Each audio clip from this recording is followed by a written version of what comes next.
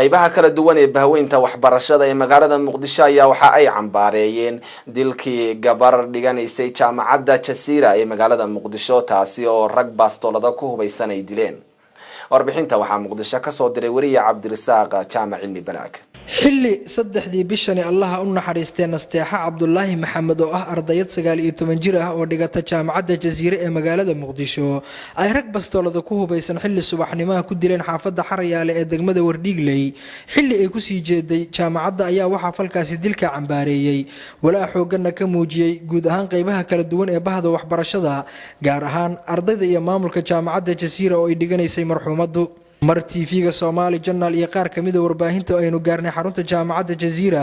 ayaa waxa dareenka ardayda iyo maamulkaba waxa uu ahaa mid murugo xoogan ay ka muuqato gaar ahaan ardaydii ku fasalka ahayd allaha u naxariistay Nasteexa Cabdullaahi Maxamed oo iyagu aad uga niyad jabay dilka marxuumada oo ay ku tilmaameen inuu ahaa mid naxdin leh iyadoona dareenka gaarka ah ee fasalka dhex yaalay uu ahaa kolka ardaydu indhahooda qabato kursiga saaxiibtooda oo imika faaruqa aysan garanayn sababta keentay in la bar tilmaameedsado arday ka madax bannaan dhammaan siyaasadaha dalka. waa kuwan qaar kamid ah ardayda jaamacadda Jasiira oo dareenkooda la xiriira dilka Allah u naxariistay marxuum Nasteexa Cabdullaahi Maxamed ka hadlaya. dhammaan asxaabtii eheladii qaraabadii macallimiintii maamulkii ka geeriyootay walaasheen Nasteexa Cabdullaahi Maxamed taasi tiiraaya leh ayaan u dirayaa dhammaan intii aan hor u soo xusay waxaan Ilaah ka baryayaa inuu ka siiyo samir iimaan bedel khayr qaban Allah ugu bedelo kulli anaga falkaas far la xadin lahayn ugu ahaa as arday ahaan waxaan filaynaa in saacadii la soo dhaafay all of us in sympathetic in u kacsanaa aan ahayn dad xoogaa ku jahwareersan wadadii aan nooga tagtay walaasheen marka dareenkeena wallahi aad iyo aad u kacsan yahay arday inna lillahi wa inna ilayhi raaji'uun waxaan halkan uga tacsiyeynaa walaasheen qaalida geeridii naxdinta lahayd ee ku timid walaasheen oo lagu magacaabo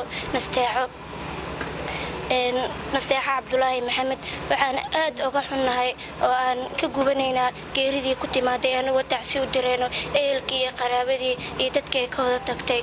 run ahaantii kama tegin oo kaliya ehelkeeda waxay kaloo ka tagtay dhammaan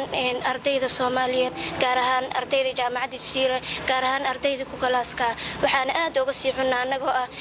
gabdhii la dhiganay fasalka gaar ahaan gabdhii ugu dhawaa ee saaxiibada ay ahaayeen waxa saameynta ay nagu yeelatay waxaa kamid ah in xitaa maanta aan qaadaweyno xiisa oo xiisadii dhan ay nagu socoweysay oo tagnay fasalka oo dhan run ahaantii waa geeri aad u naxdin leh oo laga dareemi karo codkeena iyo wajiyadeena sida ay ka muuqato waxaan dheheenaa Ilaahay qabrigeeda u waasiyo waxaan ahay kaabagalaaskii fasalkii ee dhiganaysay Nasteexa Cabdullaahi waxaan ka xumahay dhibaatadan culus ay soo gaartay Nasteexo inna lillahi wa inna ilayhi raaji'uun waa ka xumahay dhimashada ku imaaday walaasheen Nasteexa Cabdullaahi Maxamed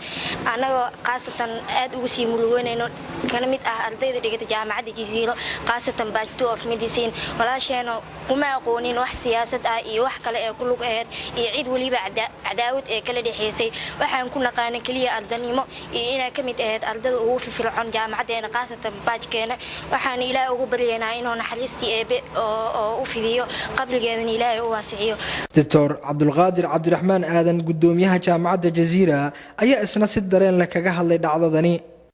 inna lillahi wa inna ilayhi raaji'uun waxaan u tacsiyeynaa gabadhii classkan ka mid ahayd jaamacadda Jasiira dhiganaysay sanadka labaad qaybta medicine Nasteexa Cabdullaahi Maxamed oo si gaadmo ah loogu dilay ayadoo soo socota jaamacadda waqti early ah at 6:30 subaxnimo yani arday waxay runtii pride ah ardada ugu fiican ugu firfircoon loogu jecel yahay loogu hanka weynaa Nasteexo Allah u naxariisto dabcan gacanka xaq daran baa dishay inagu kumayna ogeyn wax activity ah oo